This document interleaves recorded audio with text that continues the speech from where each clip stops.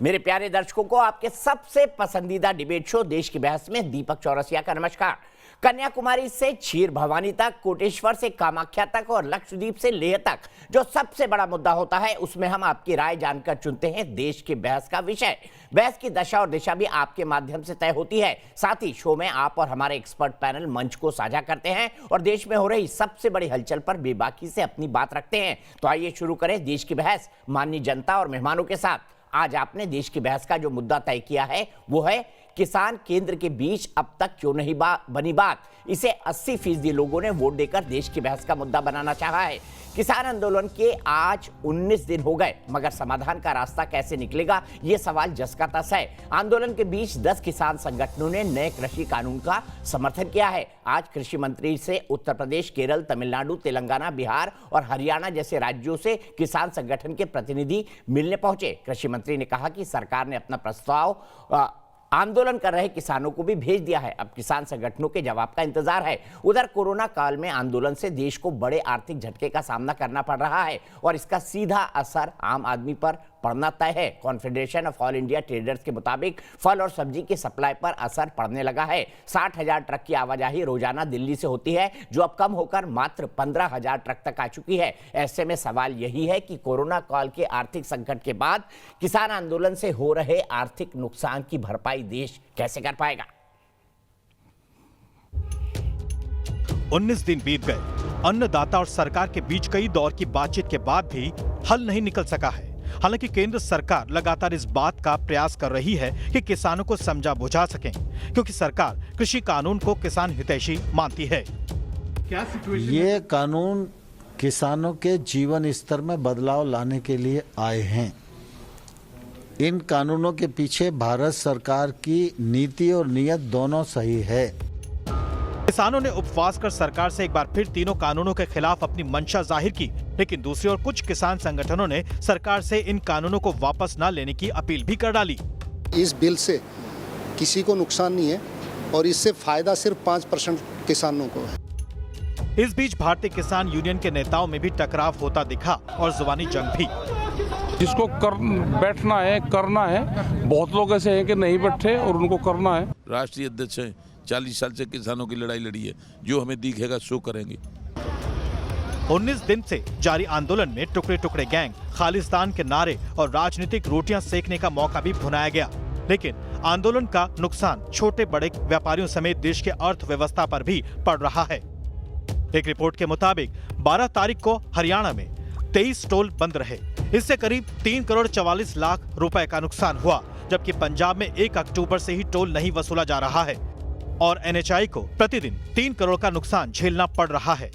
Chambers of trade in industry के मुताबिक 300 करोड़ के कारोबार का नुकसान अब तक हो चुका है, क्योंकि ट्रांसपोर्टर माल नहीं ले रहे। जबकि 24 सितंबर से पंजाब में 55 दिनों के अंदर भारतीय रेलवे को 2220 करोड़ रुपए का नुकसान उठाना पड़ा है। ये नुकसान आगे भी बढ़ेगा। CIA की एक रिपोर्ट के मुताबिक एक दिन भारत बंद से देश की इकोनॉमी को कम से कम 25,000 करोड़ का नुकसान होता है। देश की बहस में चर्चा है कि कृषि कानून के खिलाफ आज देश भर के किसान भूख हड़ताल पर रहे। सरकार की बैठकों पर बैठक होती रही, किसान भी टस से मस नहीं हुए और जुबानी जंग की राजनीति भी खूब चली। लेकिन सवाल यह है कि आगे क्या, कब होंगे अन्नदाता शांत और कैसे बनेगी बात।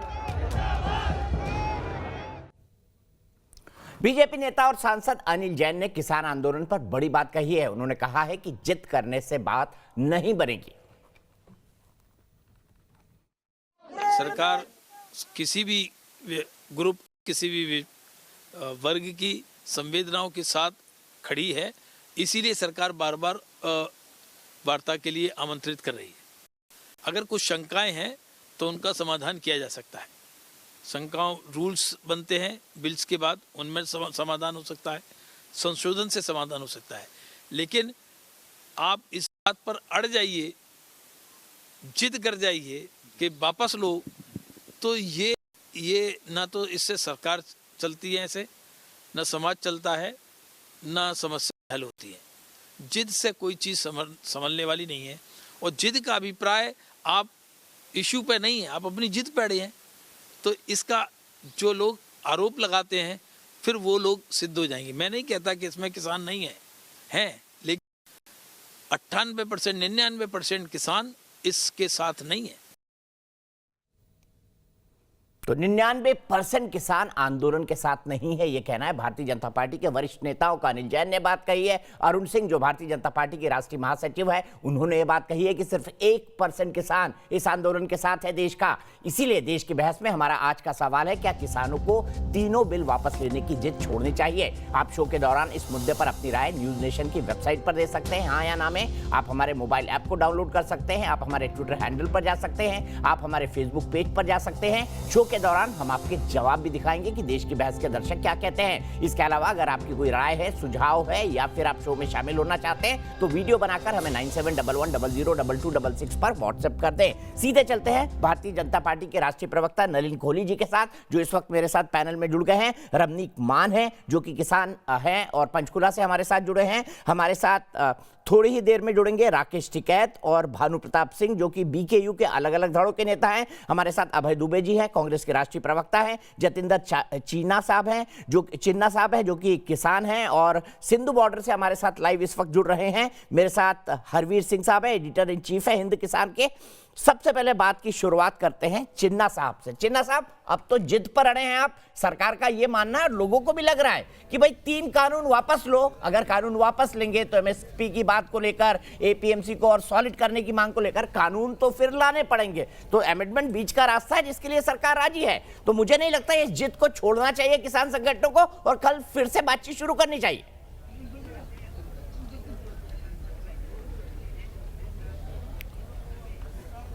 रसिया जी, किसान कोई जिद नहीं कर रहे हैं। ये कानून अनकॉन्स्टिट्यूशनल हैं। एग्रीकल्चर और एग्रीकल्चर मार्केटिंग का जो मुद्दा है वो स्टेट लिस्ट में आता है देश की कॉन्स्टिट्यूशन में। केंद्र सरकार को इस मुद्दे पे कानून बनाने का कोई हक नहीं है। ये तो फिर तो आपको बात ही नहीं करनी थी ना। अगर सरकार ने गलत किया है तो सुप्रीम कोर्ट आप चले जाते, सुप्रीम कोर्ट इसको सेटिस्फाइड कर देता। फिर तो बातचीत ही नहीं करनी चाहिए थी ना अगर सरकार ने गलत काम किया है। नहीं, देखिए, सुप्रीम कोर्ट जो देश के लोग हैं वो सुप्रीम कोर्ट, पार्लियामेंट और सबसे ऊपर है। देश के किसान आज इसके लिए एजिटेशन में हैं। सुप्रीम कोर्ट में हम क्यों नहीं गए वो हम यहाँ नहीं कहना चाहेंगे। जो इसलिए जो अनकॉन्स्टिट्यूशनल बात है, आप भी पढ़े लिखे हैं, आप भी संविधान के ज्ञाता हैं, जो सभी साथी पैनल में हैं सभी जानते हैं कि क्या है देश की जो यूनियन लिस्ट है उसमें क्या, एग्रीकल्चर में क्या है, कंकरन लिस्ट में क्या है और स्टेट लिस्ट में क्या है। ये बिल्कुल अनकॉन्स्टिट्यूशनल है। चलिए, आपने बातचीत के एक नए मोर्चे को खोल दिया है। मान साहब, मैं मान साहब के बात चलता हूं। चिन्ना साहब, मैं आपके फिर आऊंगा। आपने अपना पॉइंट पूरा रख दिया, मैंने 1 मिनट तक आपको सुना। मान साहब, क्या अब बात सिर्फ जिद वाली नहीं रह गई? उसके बाद नलिन कोहली और अभय दुबे जी को लाएंगे, क्योंकि दोनों किसान नेता अपनी अपनी बात रखते, किसानों से जुड़े हुए प्रतिनिधि। देखिए दीपक जी, 2-3 बातें बड़े वाज़े तौर पे यहाँ पे क्लियर कर देनी चाहिए। पहली चीज़ तो ये कि अगर ये कानून अनकॉन्स्टिट्यूशनल है then they are intangible, they can not stand, hold good in any court of law. तो वो उसकी आवश्यकता नहीं थी, ना तो पंजाब सरकार को कानून वहाँ पे अपना एक अमेंडमेंट लाने की या अपने विधानसभा में लाने की, और ना ही किसी और को किसी की कहीं धरना स्थल पर जाके बैठने की आवश्यकता थी। आप सिंपल अपनी स्टेट के हाईकोर्ट में या सुप्रीम कोर्ट ऑफ इंडिया में एक याचिका डालते और ये उड़ जाते हैं। बहरहाल आपको जितनी मेरी समझ है, मैं अल्पमत का आदमी हूँ बेशक, पर मैं जितने समझता हूँ, देखिए, एक लॉ एंड लेजिस्लेटिव डिपार्टमेंट होता है भारत सरकार के अंदर, और यहाँ पे सॉलिसिटर जनरल है और सारे लीगल एडवाइजरी, लॉ मिनिस्ट्री है। ये कोई ऐसे मूर्खता नहीं कर सकती सरकार कि जो उसके अधिकार क्षेत्र से बाहर उस प्रकार का कोई कानून लाने का प्रयास करे और उस कानून के ऊपर अड़ी रहे जब वो इतना उसका विरोध हो रहा हो। मैं ये समझता हूं कि अगर आप भारतीय किसान यूनियन की पिछले समय से आप 2003, 2005, 2008, 2013, 2018 और 2019 का जो इनका मांग पत्र था, अगर आप उसको भी पढ़ेंगे, उसके अंदर निरंतर यही बातें मांगी गई हैं। 1970 के दशक से बहुत लंबा संघर्ष कर रहे हैं भारतीय किसान यूनियन, जिसके अंदर इन्होंने ऑल इंडिया किसान संघर्ष कमेटी भी बनाई। उसके अंदर यही मांगे रखी गई कि हमारे को एक ऑल्टरनेटिव मंडी दी जाए, हमारे को इस मंडी की व्यवस्था से आजादी दी जाए, हमारे को अपने प्रोड्यूस को एक्सपोर्ट तक करने की, ये तो बात प्रदेश से बाहर की बात हो रही है, एक्सपोर्ट तक करने की इजाजत दी जाए। और मैं आपको एक ड्रैकोनियन लॉ, जो एक पहले का एक बड़ा वाहियात सा कानून था, उसके विषय में बताना चाहता हूं दीपक भाई, कि एक समय पे पंजाब का किसान 5 किलो कनक अपने सिर पे बांध के हरियाणा के बॉर्डर में टापता था और उसके ऊपर हरियाणा की सरकार तत्कालीन स्मगलिंग का मुकदमा दर्ज करती थी। ऐसे कानूनों के खिलाफ निरंतर भारतीय किसान यूनियन किसानों के हक के लिए लड़ती रही है। परंतु आज मैं समझता हूं कि जिस चीज के लिए मांग करते रहे, जिस चीज के लिए इतना लंबा संघर्ष किया, और भारतीय किसान यूनियन के टिकैत जी अभी थोड़ी देर में जुड़ेंगे हमारे साथ, टिकैत जी ने भी अपने 4 जून को एक बयान दिया जिसमें उन्होंने इस कानून की सराहना की। आज क्या कारण है ऐसे कि हम इतना लंबा, 19 दिन हो गए, हम दिल्ली के ऊपर सीज लगा के बैठे हैं, घेरेबंदी करके बैठे हैं। एक तरफ तो हम करते हैं कि हमने बात करनी है सरकार से, हम वार्ता करते हैं, हमारे 31 प्रतिनिधि दल जो है किसानों के, वो जाके बात करते हैं, 3145 होते हैं, 1.5 गुना लोगों के साथ किसान बैठ के, सरकार बैठ के बात करती है। मांगे बैठते हैं हम तो 37 होती हैं, 37 में से पहले राउंड में 25 मांगे मान ली जाती हैं, 12 रहती हैं, 12 के बाद अब 2 मांगों के ऊपर जीरो इन हो गया है, जितनी मेरी समझ है, मैं गलत हो सकता हूं, कि एक एमएसपी को गारंटेड कानून बनाया जाए और दूसरा इन कानूनों को खत्म किया जाए। अब दोनों में से एक चीज तो निश्चित रूप से दीपक भाई हो सकती है, या तो ये तीनों कानून काले कानून थे तो इनका वापस लेने की बात की गई, या इनके अंदर संशोधनों की बात करी गई, या ये कानून अनकॉन्स्टिट्यूशनल थे। अब सारी चीजें तो एक साथ नहीं हो सकती ना, बिल्कुल सही। It can not be practically possible कि ये गलत भी है, अनकॉन्स्टिट्यूशनल भी है, इनको मानते नहीं भी है, और इसके ऊपर हमने चर्चा भी करनी है। हम कई चीजों को मान भी गए और हम अब एमएसपी को गारंटेड कानून बनाते हैं, की मांग करते हैं, जो ना तो 2019 से लेके पीछे के कभी किसी मांग पत्र में थी और ना वो इनके अभी तक के एजुटेशन में थी। देखिए, जब मैं ये कहता हूं साहब, जब मेला लगता है ना, तो मेले में जेब कतरे जरूर आते हैं और जेब कतरों से बच के रहना चाहिए। और मैं आपके चैनल के माध्यम से अपने सभी किसान भाइयों को दीन बंधु छोटू राम जी की, रहबर आजम की एक बात मैं उनके स्मरण कराना चाहता हूं। उन्होंने कहा था कि मेरे भोले किसान मेरी 2 बातें मान, पहला बोलना सीख और दूसरा दुश्मन पहचान। तो जो दुश्मन इनके बीच में आके और हमारे को मिसगाइड कर रहे हैं, जो सरकार से सीधी बात हो रही है किसान की, जट जमींदार गल कर रहा है, इनकी क्या जरूरत है? हमारे को किसी की जरूरत नहीं है। ठीक है, वैलिड पॉइंट। सीधे अभय दुबे जी के पास चलता हूं। अभय दुबे जी, मेरा सीधा सवाल, कोई कैसा हरा झंडा लेके बीच में भाई ये उतरता है? सेंट्रल लिस्ट का मामला नहीं है, स्टेट लिस्ट का मामला है, तो बड़ा सिंपल था। आप क्यों एजिटेशन का समर्थन कर रहे हैं? आप सुप्रीम कोर्ट चले जाते और कह देते सरकार ने अनकॉन्स्टिट्यूशनल काम किया है। ये सवाल सबसे पहले कहां खड़ा हुआ था जानते हैं आप? बहुत पीछे नहीं जाना चाहिए। 26 जून 2001 को अटल बिहारी वाजपेयी जी की सरकार ने एक टास्क फोर्स बनाया। उस टास्क फोर्स की पहली मीटिंग में यह तय हुआ कि चूंकि 7 शेड्यूल का एंट्री 14 एग्रीकल्चर स्टेट सब्जेक्ट है, इसलिए हमको एपीएमसी का जो एक मॉडल एक्ट देना चाहिए। और उस टास्क फोर्स की आधार पर 2003 में अटल बिहारी वाजपेयी जी ने एक मॉडल एक्ट दिया। आज जितनी सारी बहस इन विषयों पर हो रही है, मैं आपसे प्रकाश डालना चाहता हूं। 11वें महीने 2019 में मोदी सरकार से पूछा था कि एपीएमसी रिफॉर्म्स का क्या हुआ। उनका जवाब मैं आपको बहुत शॉर्ट में पढ़कर बताता हूं। उन्होंने कहा कि कम से कम 25 से 15 राज्य तक प्राइवेट मार्केट को अडॉप्ट कर चुके हैं, डायरेक्ट मार्केटिंग को, direct sale producer to consumer, मतलब किसान सीधा उपभोक्ता को बेच सकता है। कॉन्ट्रैक्ट फार्मिंग के लिए एक अलग से चैप्टर था उसमें, ई ट्रेडिंग के लिए था यूनिफाइड सिंगल लाइसेंस। मतलब जितनी इस कानूनों में बात है वो सारी थी और वो इम्प्लीमेंटेड है। ये ऐसा नहीं है ये बात जो मोदी, तो फिर आप विरोध क्यों कर रहे हैं भाई जी? फिर तो विरोध का कोई ग्राउंड बनता ही नहीं है। जब सब कुछ इम्प्लीमेंटेड है, अच्छा चल रहा है, तो विरोध का कोई ग्राउंड तो बनता ही नहीं है। आपके लिए फिर विरोध का ग्राउंड कहां बनता है? बहुत वाजिब सवाल आपने किया। तो फिर आखिर मोदी सरकार को क्या जरूरत पड़ी ये कानून लाने की, मैं बताता हूं। इन्होंने क्या किया है, मोडस ऑपरेंडी आप देखिए। आप अगर उठाकर पढ़ेंगे नरेंद्र मोदी जी को की सरकार के आचरण को, तो 6223% इन्होंने फूड ग्रेन्स का इंपोर्ट बढ़ा लिया विदेशों से। कब? जबकि 2014 में जब हम गए थे 265 मिलियन टन प्रोडक्शन था, आज 290 मिलियन टन से ऊपर प्रोडक्शन हो गया। मतलब एक तरफ किसान मेहनत करके अपनी उत्पाद बढ़ा रहा है, दूसरी तरफ मोदी सरकार सस्ता अनाज इंपोर्ट करने की चंद पूंजीपतियों को अनुमति दे रही है। एक छोटा सा उदाहरण देता हूं। अभी मक्का का किसान कह रहा था कि मेरी 710 रुपए से 900 रुपए में मक्का बिक रही है, 1850 रुपए की एमएसपी है। 23 जून 2020 को मोदी सरकार एक नोटिफिकेशन निकालती है, इंपोर्ट ड्यूटी मक्का की गंभीरता से सुनिएगा 50% से 15% करती और 5 लाख मेट्रिक टन सस्ता मक्का इंपोर्ट कर लेती है। बिहार का किसान कहता है कि साहब मक्का के दाम नहीं मिल रहे हैं, आप समर्थन मूल्य पर खरीद लीजिए। वो 2013 का ऑर्डर भी देता है, एक दाना उसका नहीं खरीदा, वो हाईकोर्ट गए। आजाद भारत के इतिहास में पहली घटना है। प्रधानमंत्री जी, आपने 6 जनवरी 2020 को देश के सारे उद्योगपतियों से बैठक की। उन्होंने कहा कि बजट में आपके हिसाब से तय करना चाहता हूं। आपने 18 में की ईज ऑफ डूइंग बिजनेस। उन्होंने कहा इंडस्ट्रियल रिफॉर्म, उद्योगपति आइए सुझाव दीजिए, आपके अकॉर्डिंग मैं इन सारे कानूनों को बनाना चाहता हूं। अरे टाटा से बात कर सकते हैं प्रधानमंत्री जी, कानून बनाने के पहले तो टिकट से क्यों नहीं कर सकते? अभय जी, आप भी जानते हैं अटल जी ने ये शुरुआत की थी। 2001 से लेके 2020 तक कई दौर की बातचीत हुई है। 2001 का उदाहरण आपने ही दिया है। 2001 से 2020 तक कई दौर की। मैं फिर आऊंगा, आप बहुत लंबा बोले। अभी नलिन कोहली जी जवाब दीजिए, बताइए अगर ये सब कुछ इंप्लीमेंटेड है तो क्या कोई ग्राउंड बनता है? और क्या 2014 से पहले जो अडानी और अंबानी को देश को देने की बात हो रही है, 2014 से पहले क्या अडानी और अंबानी चांदनी चौक में खोमचे लगाते थे गोलगप्पे के? बड़ा दुर्भाग्यपूर्ण है राजनीति कांग्रेस पार्टी और अन्य विपक्षी दल कर रहे हैं।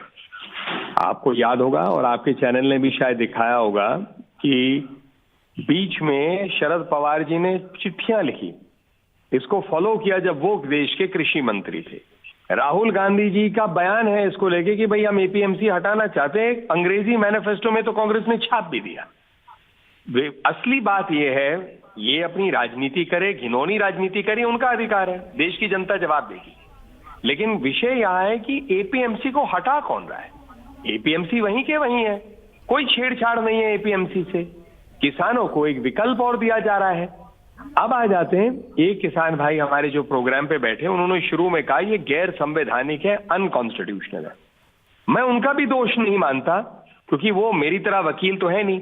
वो किसान है, जानते हैं कि एक अन्नदाता के रूप में किस प्रकार से खेती करते हैं, क्या बीज करेंगे, कैसी मिट्टी होनी चाहिए, क्या खाद लगना चाहिए। लेकिन संविधान और संविधान पे कोर्ट क्या करती हैं, वो वकीलों का काम है। तो उनको गुमराह करने में या गलत बताने में कई नेता ही ऐसे काम कर रहे होंगे। ये गैर संवैधानिक अगर होती तो आपके पैनल पे किसी और ने बहुत अच्छे से कहा, ये क्या सरकार इस पे अड़ी रहती क्या?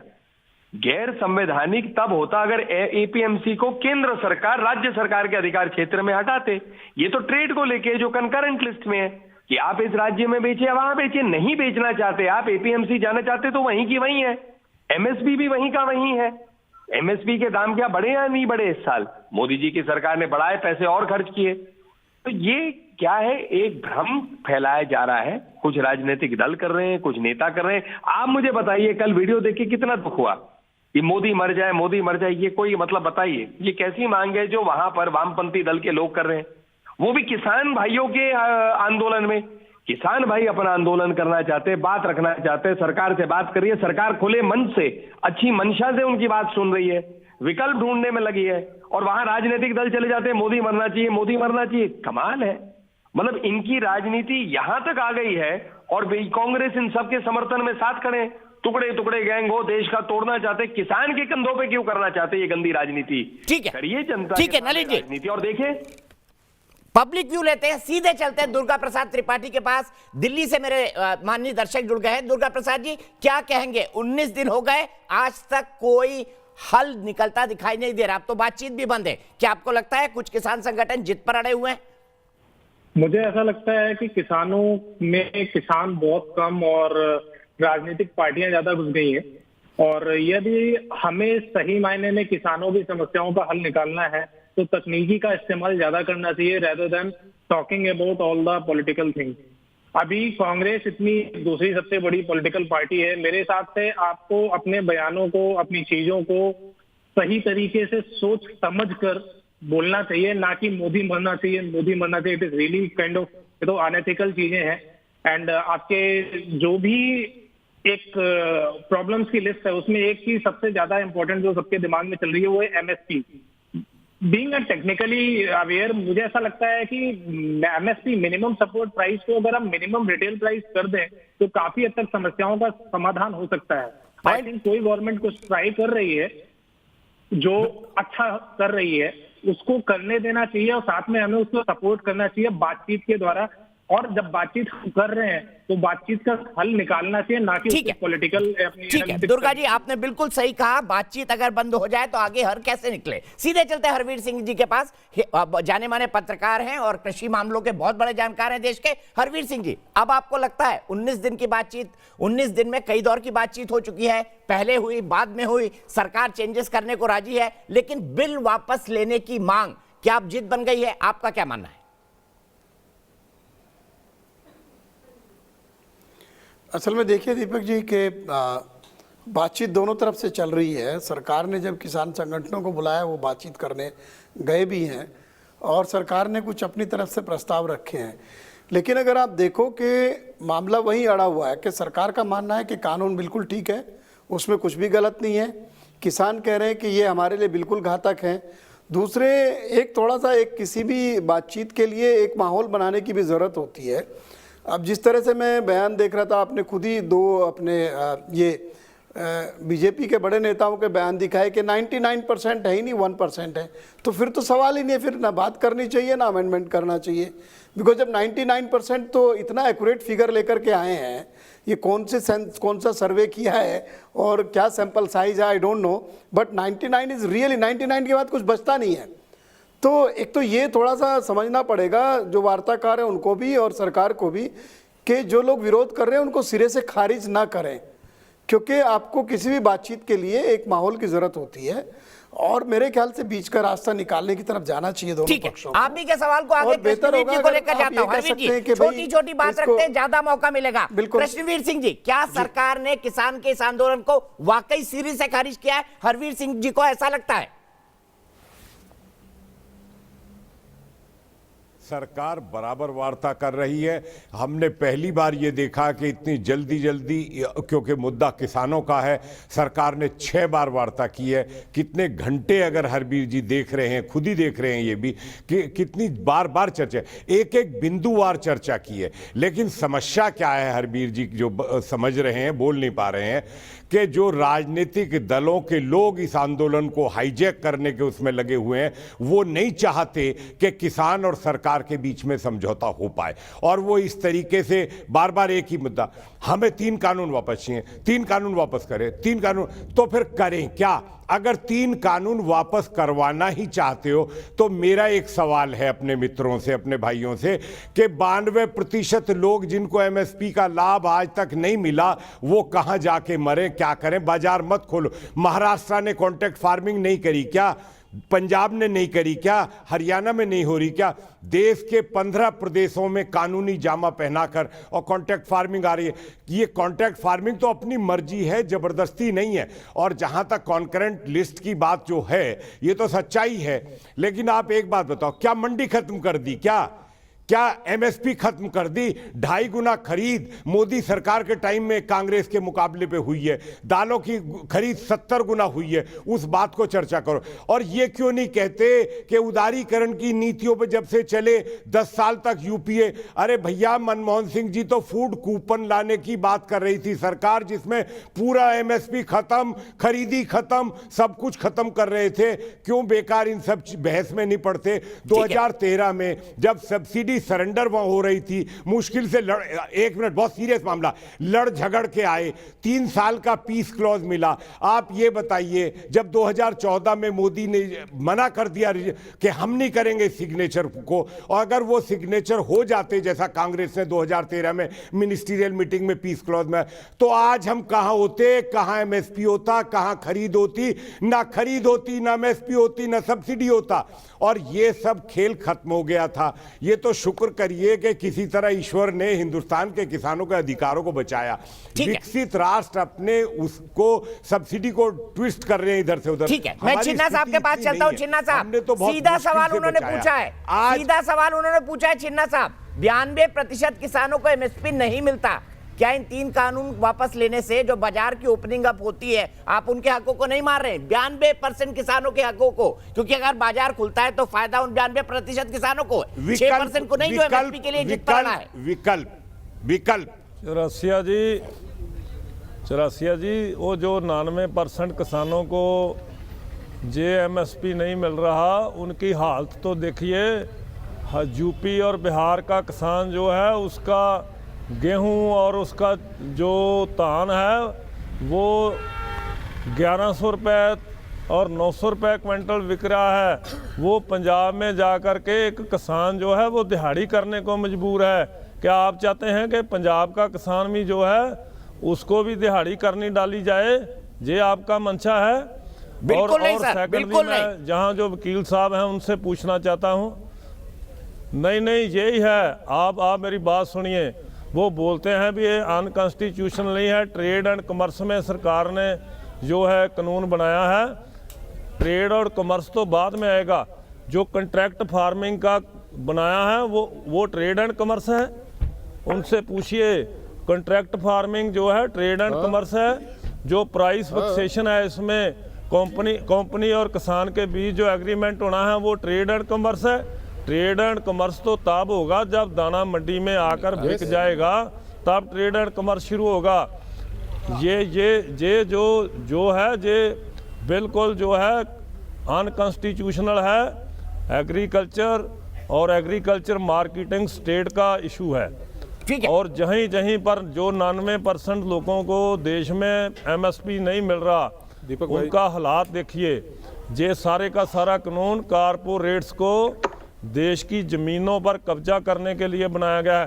सुनिए मेरी एक बात, जो इनका कॉन्ट्रैक्ट है उसमें है भी किसान जो ज़मीन कॉन्ट्रैक्ट पे कंपनी को देगा और कंपनी जो है उस पे रेंट लेने का अधिकार रखती है, उस पे लोन लेने का अधिकार रखती है। बोलिए नहीं सर, गलत है सर ये कहीं क्लॉज नहीं है सर, ये माफ करिए छिन्ना जी, गलत है। ये कहीं क्लॉज नहीं है। जमीन का कॉन्ट्रैक्ट नहीं हो रहा है, कॉन्ट्रैक्ट फसल का हो रहा है। छिन्ना साहब पंजाब में कई किसान कॉन्ट्रैक्ट फार्मिंग करते हैं। देश के किसानों को गुमराह किया जा रहा है। ठीक है, मैं सीधे रमनीक मान के बात चलता हूँ। कृष्ण रमनीक मान जी, क्या छिन्ना साहब की बातें ठीक है, बताइए। जमीन का इन्वॉल्वमेंट जो है वो किसान विरोधी रोल अदा कर। छिन्ना साहब सुन लीजिए, आपके काउंटर आर्गुमेंट भी सुन लीजिए। एक किसान की जमीन पर कंपनियां कब्जा कर लें, ये सभी अबे भाई आ रहा हूँ आपके पास, एक मिनट। रमनीक मान जी जवाब दीजिए। मेरी बेनती है चिन्ना साहब मेरी बेनती है चिन्ना साहब, फिर ਤੁਸੀਂ ਐਵੇਂ ਹੀ ਤੁਸੀਂ ਬੋਲਦੇ ਰਹੋਗੇ ਤਾਂ ਦੂਜਾ ਬੋਲ ਨਹੀਂ ਸਕਦਾ ਜੀ। ਪਲੀਜ਼ ਮੇਰੀ ਬੇਨਤੀ ਹੈ, ਮੈਂ ਤੁਹਾਡੇ ਉੱਪਰ ਨਹੀਂ ਬੋਲਣਾ ਚਾਹੁੰਦਾ, ਮੈਂ ਤੁਹਾਡੇ ਉੱਪਰ ਨਹੀਂ ਬੋਲਣਾ ਚਾਹੁੰਦਾ। ਮੇਰੀ ਗੱਲ ਸੁਣ ਲਓ। ਤੁਸੀਂ 2-3 ਪੁਆਇੰਟ ਚੁੱਕੇ ਜੀ। हाँ जी, ਤੁਸੀਂ 2-3 ਪੁਆਇੰਟ ਚੁੱਕੇ ਜੀ। ਪਹਿਲਾਂ ਤੁਸੀਂ ਕਿਹਾ ਕਿ ਜੀ ਇਹ ਬਿੱਲ ਅਨਕਨਸਟੀਟਿਊਸ਼ਨਲ ਹੈ, ਉਹ ਗਲਤ ਕਿਹਾ ਤੁਸੀਂ ਦੂਜਾ ਪੁਆਇੰਟ ਚੱਕਿਆ ਕਿ ਜ਼ਮੀਨ ਦਾ ਕੰਟਰੈਕਟ ਨਹੀਂ ਹੈ, ਫਸਲ ਦਾ ਕੰਟਰੈਕਟ ਹੈ। ਉਹਦੇ 'ਚ ਮੈਂ ਤੁਹਾਨੂੰ ਹੋਰ ਕਲੈਰਿਟੀ ਦਿੰਦਾ ਆ। ਇਹਨਾਂ ਬਿੱਲਾਂ 'ਚ ਵਾਜ਼ੇ ਤੌਰ ਤੇ ਲਿਖਿਆ ਵਾ कि जमीन के ऊपर किसी तरीके की कोई किसी की लीन नहीं लगूगी, यानी कि कोई किसी तरीके का जमीन के ऊपर कोई लीन नहीं लगेगी। तीसरी बात, जब आप अपनी फसल बीजेंगे, कंट्रैक्ट करेंगे, वो कंट्रैक्ट आप SDM दफ्तर में या आप रजिस्टर करेंगे इस कंट्रैक्ट को। कंट्रैक्ट के समय में आपका रेट तय किया जाएगा और रेट तय होने के बाद अगर मंडी में रेट कम हो गया तो उस व्यापारी को आपकी फसल उस तयशुदा रेट पे खरीदनी पड़ेगी। और अगर रेट बढ़ गया मंडी में तो जो बढ़ा हुआ रेट होगा वो देने का हकदार होगा। अगर वो आपको बढ़ा हुआ रेट नहीं देता, फर्ज कर लो जी आपने कंट्रैक्ट कर लिया 1800 रुपए का कनक का, मंडी में रेट हो गया 2200 रुपए का, आपको व्यापारी बोलेगा जी मैं तो 1800 में लूंगा, बोलोगे नहीं भाई लेता है तो 2200 में ले, नहीं तो मैं मंडी में बेचूंगा। आप उसके लिए स्वतंत्र हैं। तीसरी बात, आपने कहा मंडियां खत्म हो जाएंगी, मंडियां नहीं खत्म हो रही। APMC एक्ट को खत्म नहीं किया गया, उसके अंदर संशोधन लाया गया है। आपको प्राइवेट मंडी दी गई, आपने मांग करी, आपको प्राइवेट मंडी दी गई। एक मैं आपको महत्वपूर्ण बात और बड़ी दिलचस्प बताता हूं। अब पंजाब सरकार ने 2006 में एक मंडी बोर्ड का एक्ट है, उसके अंदर एक लाइन ऐड करी। मैं ਤੁਹਾਨੂੰ ਦੱਸ ਦਿੰਦਾ ਜੀ 7 ਨੰਬਰ ਪੁਆਇੰਟ ਹੈ। 7 ਨੰਬਰ ਪੁਆਇੰਟ ਦੇ ਵਿੱਚ ਉਹਨਾਂ ਨੇ ਵਾਜ਼ੇ ਤੌਰ ਤੇ ਕੌਣ ਸੀਗਾ ਉਸ ਵੇਲੇ ਪਤਾ chief minister captain Amarinder Singh ਨੇ 2006 ਚ ਜਦੋਂ ਮੁੱਖ ਮੰਤਰੀ ਸੀਗੇ ਉਹਨਾਂ ਨੇ ਪੰਜਾਬ ਮੰਡੀਕਰਨ ਐਕਟ ਦੇ ਵਿੱਚ ਇੱਕ ਉਹਦੇ ਅੰਦਰ ਸੰਸ਼ੋਧਨ ਲਿਆ 7 ਨੰਬਰ ਪੁਆਇੰਟ ਤੇ ਉਹ ਲਿਖਿਆ ਹੋਇਆ ਵਾ। ਉਹਦੇ ਚੋਂ ਕਹਿੰਦੇ ਕਿ ਜੀ ਪ੍ਰਾਈਵੇਟ ਮੰਡੀਆਂ ਬਣ ਸਕਦੀ ਹੈ, ਪ੍ਰਾਈਵੇਟ ਮੰਡੀਆਂ ਅਸੀਂ ਨਿਰਧਾਰਿਤ ਕਰਾਂਗੇ, ਮੰਡੀਕਰਨ ਬੋਰਡ ਜਿਹੜਾ ਪ੍ਰਾਈਵੇਟ ਮੰਡੀ ਨਿਰਧਾਰਿਤ ਕਰੇਗਾ। ਮੈਂ ਤੁਹਾਨੂੰ ਸਾਰਾ ਰੌਲਾ ਦੱਸ ਦਿੰਦਾ ਚੀਨਾ ਸਾਹਿਬ, 2 ਮਿੰਟ ਲੱਗਣਗੇ, ਮੇਰੀ ਬੇਨਤੀ ਸੁਣੋ। ਮੈਂ ਤੁਹਾਨੂੰ ਸਾਰਾ ਰੌਲਾ ਦੱਸ ਦਿੰਦਾ। ਰੌਲਾ ਕੀ ਹੈ? ਰੌਲਾ ਜੀ 1760 ਕਰੋੜ रुपए का जेड़ा मंडियों तो रेवेन्यू इकट्ठा होता, यानी कि 1760 करोड़ का जो मंडियों से रेवेन्यू इकट्ठा होता है वो रेवेन्यू स्टेट के हाथ से ना चला जाए, ये रौला है और कोई रौला नहीं। तीसरी बात मैं आपको महत्वपूर्ण बताऊं, किसान ਦੇ ਉੱਪਰ ਕਿਸੇ ਤਰੀਕੇ ਦੀ ਕਿਸੇ ਵੀ ਪੈਨਲਟੀ ਦਾ ਇਹਦੇ ਵਿੱਚ ਕੋਈ ਪ੍ਰਾਵਧਾਨ ਨਹੀਂ ਐਕਟ 'ਚ, ਨਾ ਕਿਸਾਨ ਦੀ ਜ਼ਮੀਨ, ਨਾ ਕਿਸਾਨ ਦੀ ਫਸਲ ਔਰ ਨਾ ਕਿਸਾਨ ਦੇ ਉੱਪਰ ਕੋਈ ਜੁਰਮਾਨਾ ਲੱਗ ਸਕਦਾ ਇਹਨਾਂ ਐਕਟਾਂ ਦੇ ਵਿੱਚ। ਇਸ ਤੋਂ ਵਧੀਆ ਕੁਝ ਹੋ ਹੀ ਨਹੀਂ ਸਕਦਾ ਕਿਸਾਨਾਂ ਲਈ। ਵੀਰ ਮੈਂ ਆਪ ਕਿਸਾਨ ਹਾਂ ਔਰ ਇਹ ਬਹੁਤ ਮੈਂ ਕਹਿੰਦਾ ਦੁਰਭਾਗ ਹੋਊਗਾ ਇਸ ਦੇਸ਼ ਦੇ ਇਸ ਮੁਲਕ ਦੇ ਕਿਸਾਨਾਂ ਦਾ ਜੇ ਇਹ ਐਕਟ ਵਾਪਸ ਲਿੱਤੇ ਜਾਂਦੇ। ਮੈਨੂੰ ਲੱਗਦਾ ਨਹੀਂ ਮੈਨੂੰ ਸਰਕਾਰ ਐਕਟ ਵਾਪਸ ਲਊਗੀ, ਪਰ ਇਹ ਜੇ ਐਕਟ ਸਰਕਾਰ ਵਾਪਸ ਲੈਂਦੀ ਆ ਇਸ ਤੋਂ ਦੁਰਭਾਗ ਕੋਈ ਹੋ ਨਹੀਂ ਸਕਦਾ। ਕਾਰਨ ਕੀ ਆ ਉਹਦਾ ਕਿ ਯਾਰ ਦਾਦਾ ਟਕੈਤ ਜਿਹੜੇ ਨੇ ਉਹ ਉਦੋਂ ਦੇ ਸੰਘਰਸ਼ ਕਰ ਰਹੇ ਨੇ 70 ਦੇ ਦਹਾੜਿਆਂ ਤੋਂ ਕਿ ਜੀ ਸਾਨੂੰ ਆਹੀ ਚੀਜ਼ਾਂ ਮਿਲਣ ਜਿਹੜੀਆਂ ਮੰਗ ਰਹੇ ਆ। ਇਹ ਜਦੋਂ ਮੰਗ ਪੂਰੀ ਹੋ ਗਈ दीपक जी मैं हैरान हूँ, मेरे भाई कैसे है। देखिए वो सर छोटू राम की बात है कि मेरे भोले किसान पहले बोलना सीख और अपना दुश्मन पहचान। मैं कहना जी पढ़ना भी सीख लो, समझ भी लो, थोड़ा जो उससे जोड़ लेंगे। रीजन कारण की है कि जिस मांग के लिए आज तक संघर्ष करते आए वो मांग पूरी हुई तो हम धरने पे बैठ गए। अब उस मांग के अंदर और संशोधन कराए तो हमने अपना धरना और व्यापक कर दिया कि हम अब दिल्ली जयपुर हाईवे भी बंद करेंगे। मतलब बात समझ में नहीं आती मैंने कि पापा कर की रहे हैं। चिन्ना साहब बताइए, बड़े पॉइंटेड उन्होंने बात कही, आपके हर शंका का समाधान किया। बेनती है तुसी पढ़िया नहीं होया, तुसी एक्ट पढ़िया नहीं होया वीर, तुसी पढ़िया नहीं होया। चिन्ना साहब मैं लिख के दिंदा ਤੁਹਾਨੂੰ, तुसी एक्ट नहीं पढ़िया होया। जे तुसी एक्ट पढ़िया होया हुंदा तुसी ये गल्लां ना करदे। मुझे ये बताइए बाकी किसान क्यों नहीं साथ आ रहे हैं? मध्य प्रदेश से बड़ी संख्या में, महाराष्ट्र जहां पर बड़ी संख्या में कॉन्ट्रैक्ट फार्मिंग होती है वहां के किसान क्यों नहीं आ रहे हैं? सिर्फ पंजाब के किसान क्यों? क्योंकि वहां 99% एमएसपी पे खरीदा जाता है। यही दिक्कत है ना, किसान लूटा जाता है जी। हाँ, जहां भी कॉन्ट्रैक्ट फार्मिंग होती है वहां ही किसान लूटा जाता है। देखिए जो एक बात बताइए, तुसी पढ़े जी नहीं कदों देखो इस एक्ट दे दीपक जी से पूछिए इस एक्ट के लागू होने के बाद कौन सी कॉन्ट्रैक्ट फार्मिंग हुई अभी तक? आप इनको ये पूछो भाई दीपक जी, चिन्ना साहब इस गल का जवाब दो। ये एक्ट लागू होने तो बाद फार्मिंग हो रही है, अमेंडमेंट आने तो बाद केड़ी कॉन्ट्रैक्ट फार्मिंग च किसान लुटिया गया? एक उदाहरण दो मेनू, एक उदाहरण दो। बताइए पंजाब में एक उदाहरण दीजिए जहां कॉन्ट्रैक्ट फार्मिंग से किसान को नुकसान हुआ। एक उदाहरण दीजिए, पंजाब में कॉन्ट्रैक्ट फार्मिंग चल रही है, हरियाणा में चल रही है, एक उदाहरण दीजिए जहां किसान को नुकसान हुआ है। कल वही स्टोरी करवाऊंगा मैं। लागू होने तो बाद केड़ा किसान लुटिया गया पूछो तो सही। ये एक्ट लागू होने के बाद कौन सा किसान लुटा गया? मेरे को एक उदाहरण दो आप। बात तो किसी की सुनवाई फसल ही नहीं हुई कोई, क्योंकि फसल ही हुई बीजी है तक ही प्रोविजन है, कोर्ट में जाने का नहीं है। कौन कहता नहीं होएगी? सारे सिविल देश कोर्ट में तक नहीं, जो है बन गई सरकार लिख के देता भी सिविल कोर्ट खोलते हैं। जो प्राइवेट फर्म्स हैं वो गन्ने के खरीद करके पढ़ लो। मेरी बेनती है पहले प्लीज आप डिबेट पे आओ ना, प्लीज तैयारी करके आया करो, दो अक्षर पढ़ के आया करो। नहीं रहा गन्ने का जो बकाया है वो दे नहीं रहे भाजी, नहीं तुसी पढ़ते नहीं। गन्ने का बकाया जो भानु साहब भी मेरे साथ है, भारतीय किसान यूनियन दे नहीं रही है। भानु गुट ने समर्थन किया है किसान बिलों का। एक मिनट चिन्ना साहब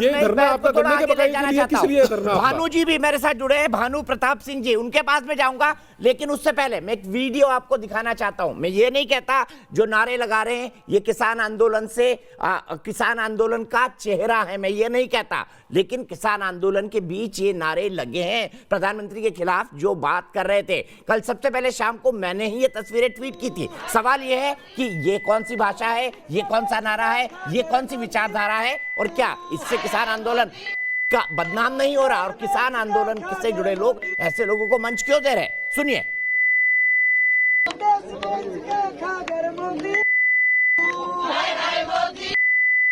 किसानों ने धोखा दे गए मोदी, किसानों ने धोखा दे गए मोदी।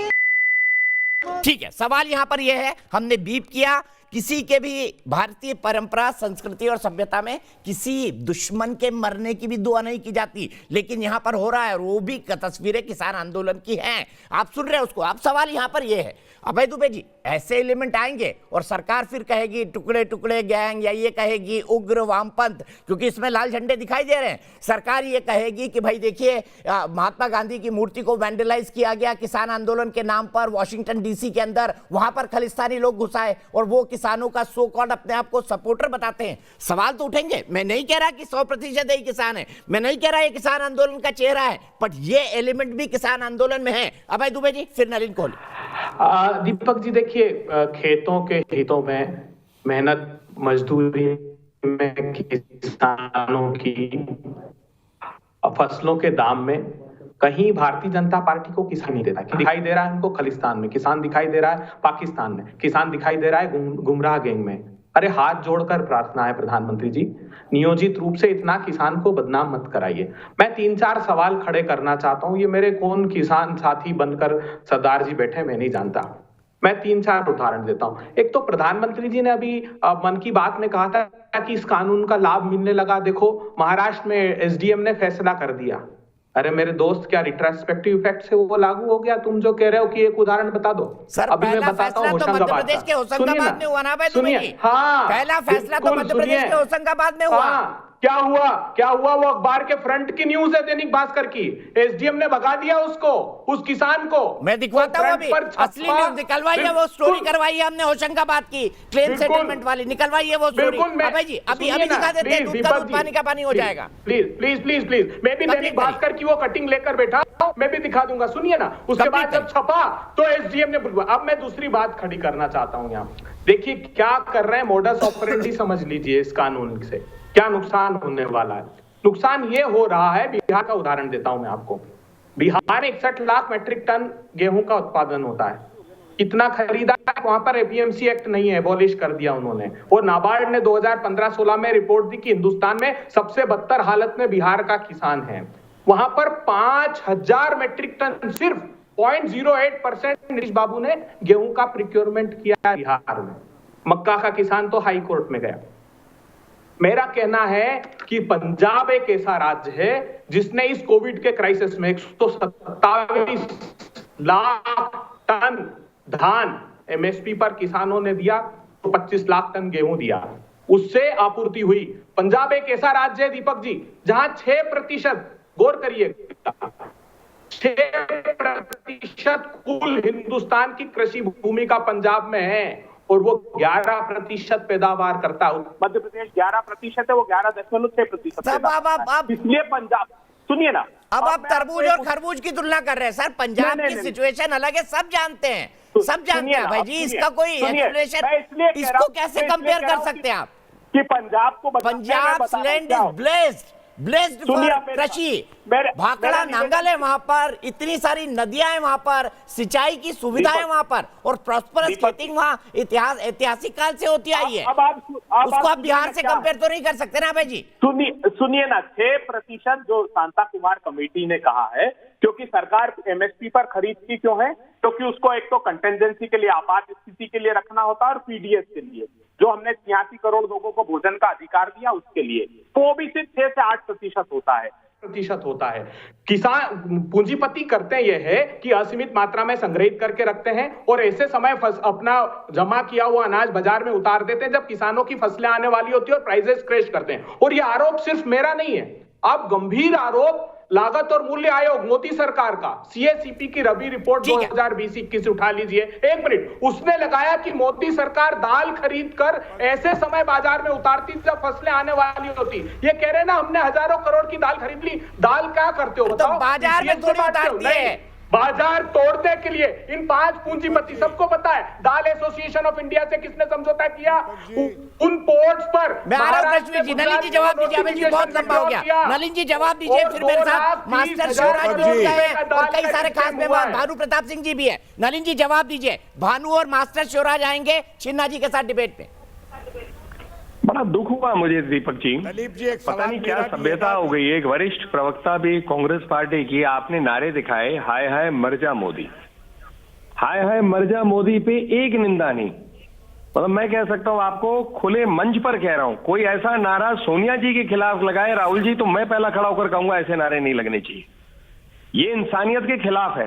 मतलब कहां की राजनीति होगी? आंकड़ों के साथ आप इसका लिपापोती कर रहे हैं। एक खंडन तो करिए। मैं स्पष्ट रूप से खंडन कर रहा हूं कि लोग जो है इंसान भी नहीं है। इससे क्या फर्क बताइए ना मुझे, प्रधानमंत्री इस बात से किसानों के फसलों की दाम पर क्या फर्क पड़ने वाला है? कोई जस्टिफाई नहीं कर सकता ऐसी बातों को। अबे जी ऐसे नहीं, आपको दिक्कत हो रही है मेरे बयानों से, लेकिन मैंने आपकी पूरी बात सुनी। मैं आपकी शब्दों से सहमत नहीं हूं, लेकिन अगर मैं आपके साथ एक सभ्य रूप से पूरी आपकी बात सुन रहा हूं, तो आप क्यों ऐसा कर रहे हैं कि मैं अपनी बात ना रख सकूं?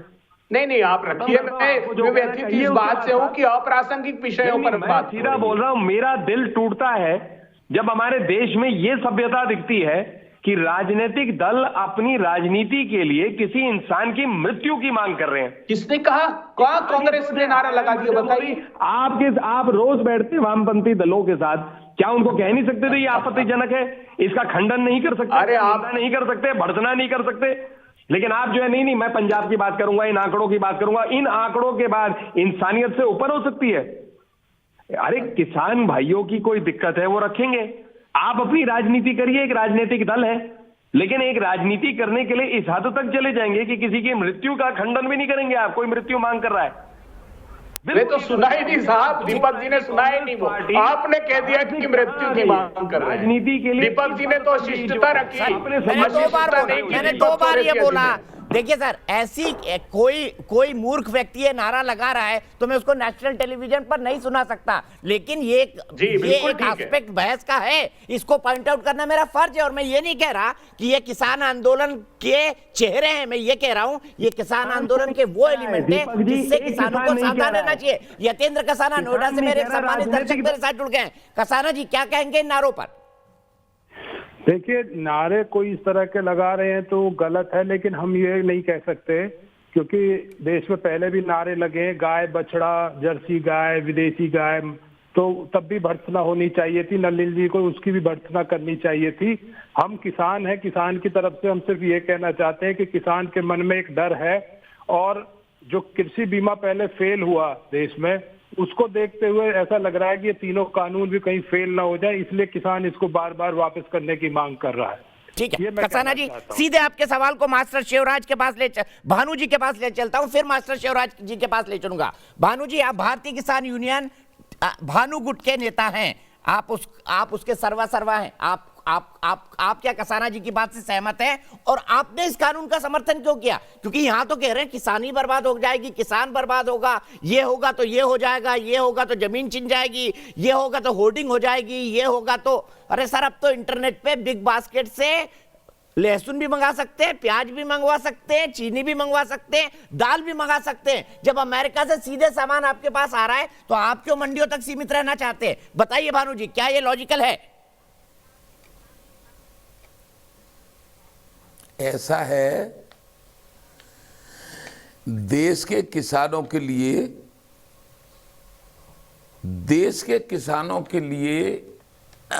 72 साल बाद ये जो हमने तय किया है वो होना चाहिए, तब किसान बच पाएगा। यदि आपको थोड़ा सा 2 मिनट का समय आप दें तो आपको बता सकता हूं। सर एक एग्जांपल दें, 1 मिनट ले पूरी बात कहें। प्रधानमंत्री को बनाया है, देश के प्रधानमंत्री जी से हम चाहते हैं कि वो किसान आयोग का गठन कर दें। किसान आयोग में सभी किसान रहेंगे, राजनेता एक भी नहीं। और किसान आयोग फसलों के दाम यानी MSP तैयार करेगा, और लोकतांत्रिक प्रणाली से चुनी हुई सरकार हमारी खरीद करेगी, फिर गरीबों को कोटे के माध्यम से बंटवाएगी। बाकी किसान का माल जितना भी खरीद करेगी वो निर्यात करेगी। और 72 साल के किसान विरोधी नीतियों के कारण देश के किसान को जो बर्बाद किया गया है, इसको गुलाम रखा गया है, इसको गरीब बनाया गया है, उस कर्जे को सबको माफ करना पड़ेगा, तब किसान बच पाएगा। ये MSP के पीछे लड़ते रहो या 3 कानूनों के पीछे लड़ते रहो, ये उधर से भाजपा पार्टी समर्थन करती रहे कि और लोग ये चाह रहे हैं, ये वो चाह रहे हैं। जो मैं कह रहा हूं वो होना चाहिए, देश के किसानों को आजाद करना होगा। अभी ये हमारा देश का किसान इन राजनेताओं का गुलाम है, हम अब गुलाम रहना नहीं चाहते। ठीक है, ये है हमारी मांग। मैं सीधे चलता हूं यहां से मास्टर शिवराज के पास। मास्टर साहब, आपको भी यही लगता है?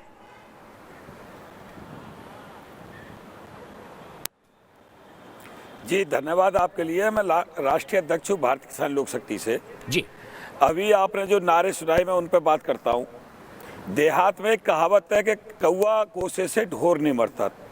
दूसरी बात, पूर्व कृषि मंत्री थे राधा मोहन जी, उन्होंने कहा कि देश का किसान नपुंसक हो गया है, देश का किसान शौक मौज में आत्महत्या करता है मीडिया छाने में, देश का किसान माँ बेटे के झगड़े में आत्महत्या करता है।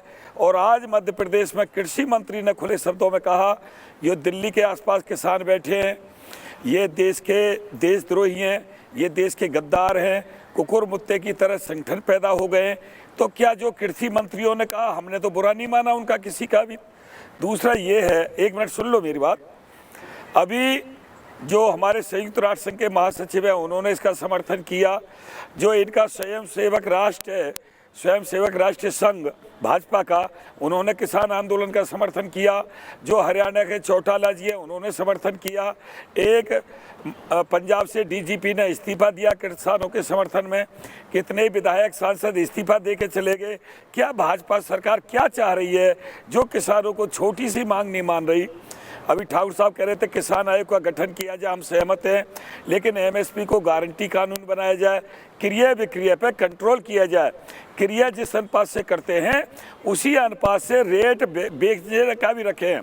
अगर एक कृषि व्यापारी ने किसी भी एक फसल का भंडारण कर लिया और उसको अपने रेट के अनुसार बेचा, जैसे देश में पॉपकॉर्न बिकता है, जैसे देश में ये बिकती है, चिप्स बिकती हैं, जिस रेट से दवाई बिकती है महंगी महंगी, सब एमआरपी पे बिकती हैं।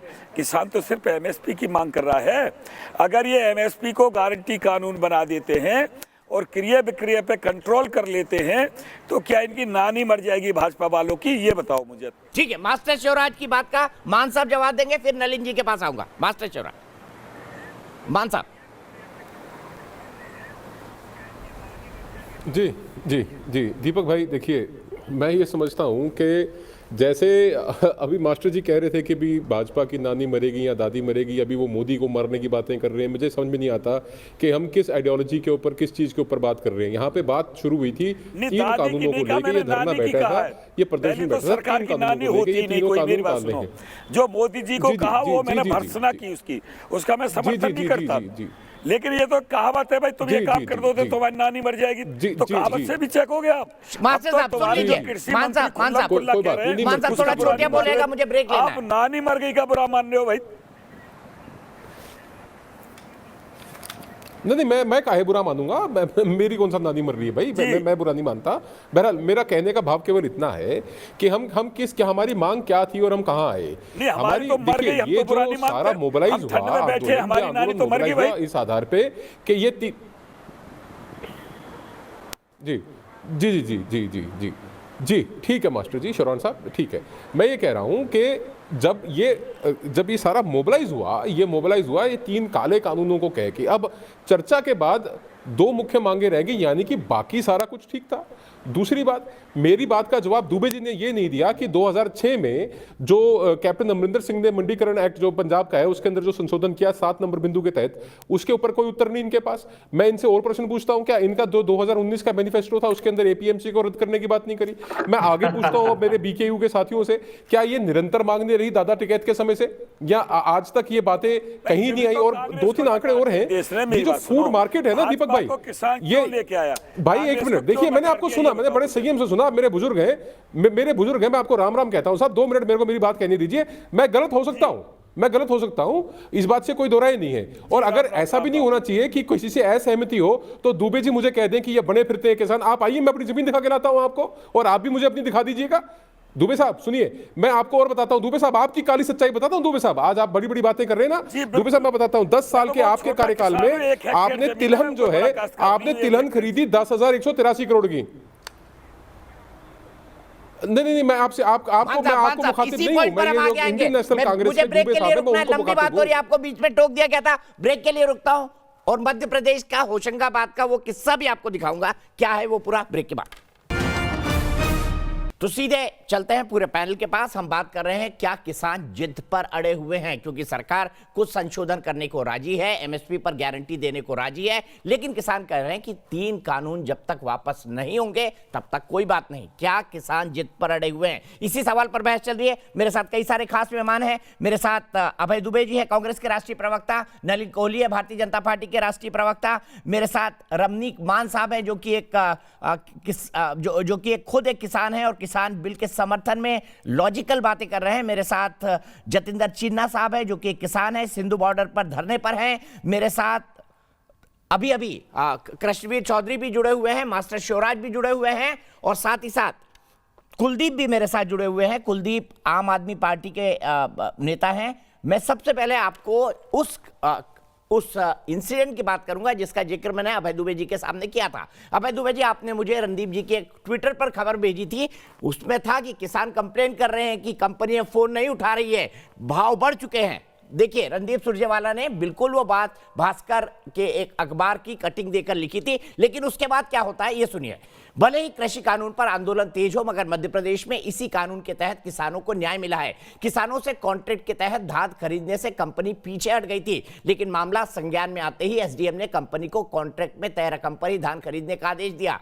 होशंगाबाद के रहने वाले किसान पुष्पराज पटेल और ब्रजेश पटेल से निजी कंपनी ने कॉन्ट्रैक्ट किया था कि कंपनी उनसे उच्चतम मूल्य पर धान खरीदेगी। किसानों का आरोप है कि जून 2020 में अनुबंध होने के बाद कंपनी ने कुछ समय तक उच्चतम मूल्य पर धान खरीदा, लेकिन दाम बढ़कर जैसे ही 3000 रुपए प्रति क्विंटल हो गया तो कंपनी ने धान खरीदना बंद कर दिया। लेकिन एसडीएम कोर्ट ने बाद में कंपनी को यह आदेश जारी किया कि आपको इसी कीमत पर धान खरीदना पड़ेगा। अभय जी, मैं आपके पास आऊंगा। नलिन जी को बहुत देर से मैंने वक्त नहीं दिया है। नलिन जी बताइए, ये एक एग्जाम्पल है इस पूरे कानून का, कानून बनने के बाद क्या हुआ, एक एग्जाम्पल है। और अभय जी, मैं ये भी बता दूं कि ये पुष्पराज पटेल जी आपके होशंगाबाद के कांग्रेस के जिला अध्यक्ष रहे हैं जिन्होंने ये कंप्लेन करी थी। सीधे चलता हूं नलिन कोहली जी के पास, उसके बाद मैं अभय दुबे के पास आऊंगा। माफ करिएगा दीपक जी, थोड़ा ऑडियो में दिक्कत है, आपको बात या तो दोहरानी पड़ेगी प्रश्न, क्योंकि मैं पूरा प्रश्न नहीं सुन पाया हूं। एक किसान है, उसने कंप्लेन करी कि मेरा साथ कंपनी कॉन्ट्रैक्ट का पालन नहीं कर रही। एसडीएम कोर्ट आई, उच्चतम मूल्य पर धान उससे खरीदा गया जो नया कॉन्ट्रैक्ट से ज्यादा मूल्य हो गया था। ये होशंगाबाद का एक एग्जाम्पल है। पुष्पराज पटेल जो किसान थे वो कांग्रेस के जिला अध्यक्ष, कांग्रेस के नेता है। बिल्कुल, मुझे इसकी जानकारी है। अच्छा, मैं समझ गया हूँ आपका प्रश्न, धन्यवाद दोहराने के लिए दीपक जी।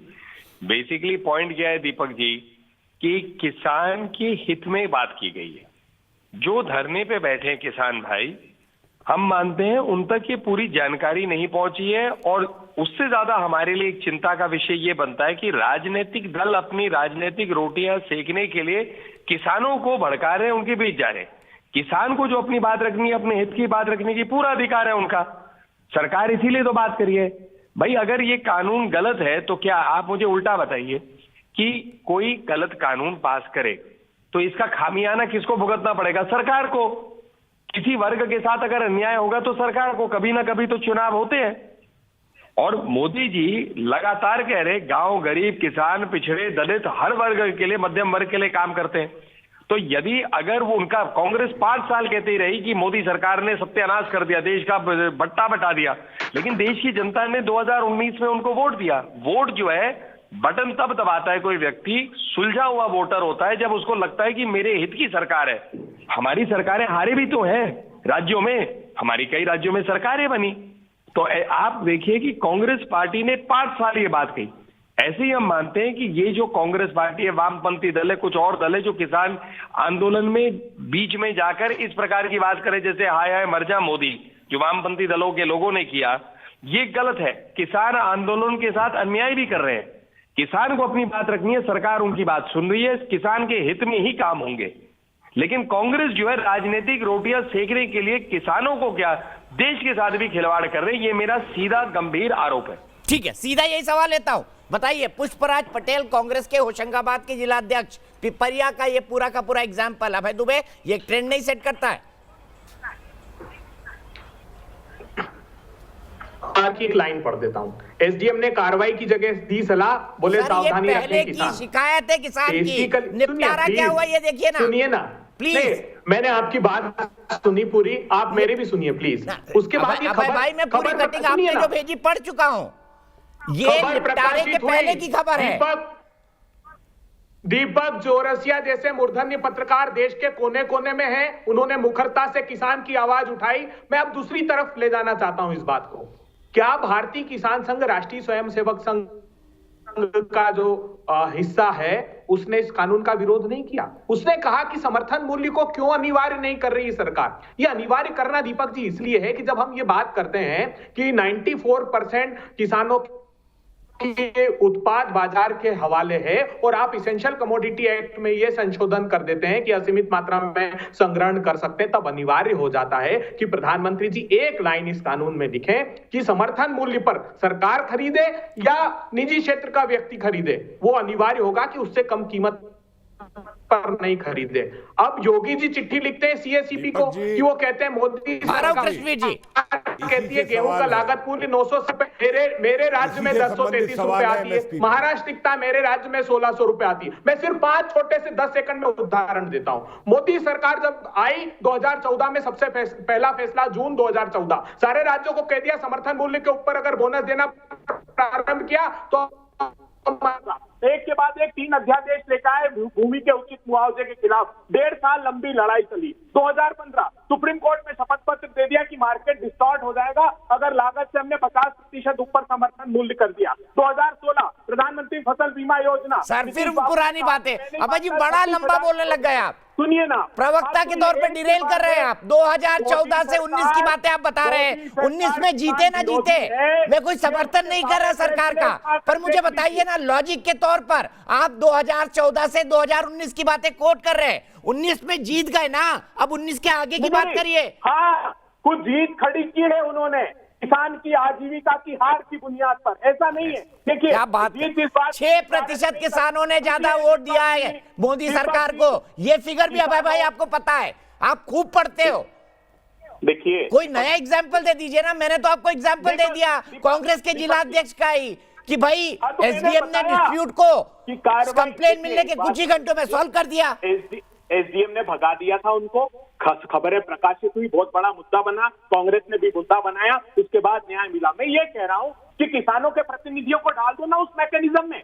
प्रधानमंत्री ने कहा था सीएसीपी क्या, मैं ऐसा व्यवस्था तय करूंगा एमएसपी। चलिए ठीक है कृष्णवीर जी आपका सवाल, उसके बाद मैं कुलदीप के पास जाऊंगा और शिव पूजन के पास प्रयागराज में। कृष्णवीर जी आपका सवाल। मेरा दीपक जी मेरा बड़ा सवाल ये है कि महाराष्ट्र में जब देवेंद्र फडणवीस की सरकार ने एमएसपी को कंपलसरी प्राइस किया, 1 साल की सजा और 50,000 के जुर्माने का प्रावधान किया, तो कांग्रेस पार्टी ने और एनसीपी ने वहां विरोध किया और उस प्रस्ताव को वहां पास नहीं होने दिया और वो जो प्रस्ताव पेंडिंग हो गया। और आज की महाराष्ट्र सरकार को शर्म आनी चाहिए। और दूसरा, केरल के अंदर एपीएमसी नहीं है, वहां से वायनाड से सांसद है राहुल गांधी, वहां एपीएमसी की बात बिल्कुल ना लेफ्ट फ्रंट करता ना कांग्रेस पार्टी करती। ये किस तरीके की दो तरीके के विचारधारा। भाई अभी आपने बोला मुझे कुलदीप के पास जाना है। कुलदीप जी कि हर आदमी को लाभ, मेरा बड़ा सीधा सवाल है के अंदर जो गद्दारी कांग्रेस पार्टी ने की, जो गद्दारी एनसीपी ने करी, उसके लिए कोई माफ नहीं करेगा। ये कुलदीप जी मेरा बड़ा सीधा सवाल है, आप सबसे पहला राज्य थे जिसने कृषि कानूनों को लागू किया, तो आज विरोध क्यों कर रहे हैं? दीपक जी पहली बात ये, मैंने सबको शांति सुना, मुझे भी शांति सुने, और मुझे लगता है कि आप बहुत वरिष्ठ पत्रकार हैं और आपको बिना तथ्यों के कोई बात नहीं करनी चाहिए। जो आपने कहा कि हमने कानून को नोटिफाई किया है, बिल्कुल बेबुनियाद और बेआधार बात है। हमने कोई दिल्ली में ऐसा कानून नोटिफाई नहीं किया है।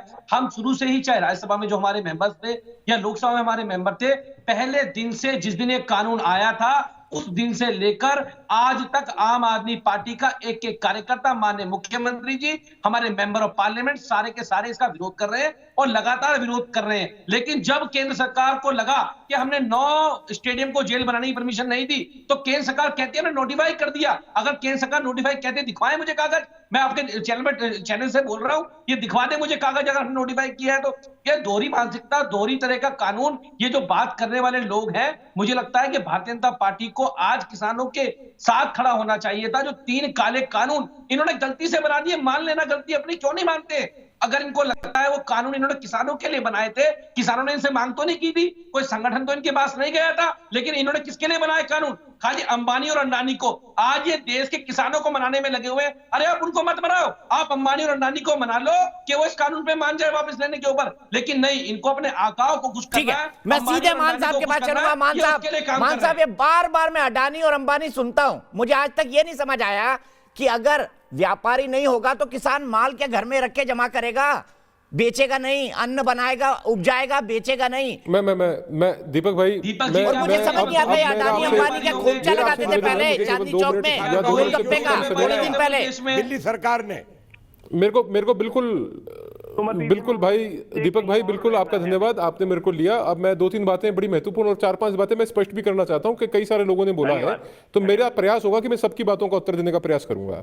सबसे पहले तो जो आम आदमी पार्टी के मेरे साथी हैं उनको मैं बताना चाहता हूं, चाहे आज सोमवार के दिन केजरीवाल जी ने अनशन का या व्रत कह लिए, व्रत रखा उन्होंने, वो चाहे 16 सोमवार के व्रत रख ले, पंजाब में सरकार नहीं बना पाएंगे। आप रखिए 16 सोमवार के व्रत, मैं आपको चैलेंज देता हूं, आप पंजाब में सरकार नहीं बना पाएंगे, आप हरियाणा में सरकार नहीं बना पाएंगे, आप किसी भी कृषि प्रधान प्रदेश के अंदर सरकार बढ़ा ही नहीं सकते। आप वो व्यक्ति हैं जिन्होंने दिल्ली के अंदर नोटिस जारी किया, आपने विधानसभा में चर्चा करी कि पंजाब का किसान, हरियाणा का किसान पराली जलाता है तो दिल्ली चौक होती है। आज कौन सी पराली जल रही है? किसानों पे इल्जाम लगाते हो, शर्म आती है आपको? आज कौन सी पराली चल रही है? आज भी दिल्ली जाम है, आज भी दिल्ली के अंदर सांस लेने की स्थिति नहीं है। और दूसरी बात, इनको मैं उत्तर देता हूं, 23 नवंबर 2020, अरे मैं पढ़ा लिखा किसान हूं, अरे मैं बावड़ा नहीं हूं भाई, मेरी बात सुनो, आप चुप करके सुनिए। दीपक भाई ऐसे नहीं, देखिए ये फिर आपके चैनल पर अन्य चैनलों में प्रोग्राम खत्म होने का वक्त हो गया।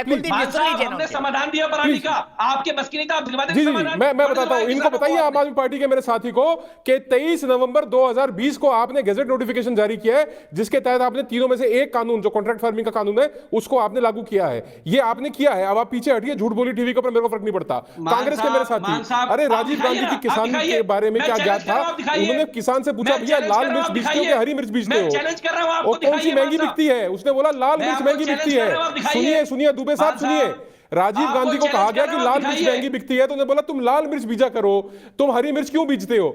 ये ज्ञान है। तीसरा मैं आपको बताता हूं, क्योंकि आपने बात छेड़ी, दुबे जी अब आप सुनने के हकदार हैं, मैं अपनी जमीन आपको दिखाता हूं, आप मुझे अपनी दिखाइएगा, और ओपन चैलेंज आपसे बात करता हूं।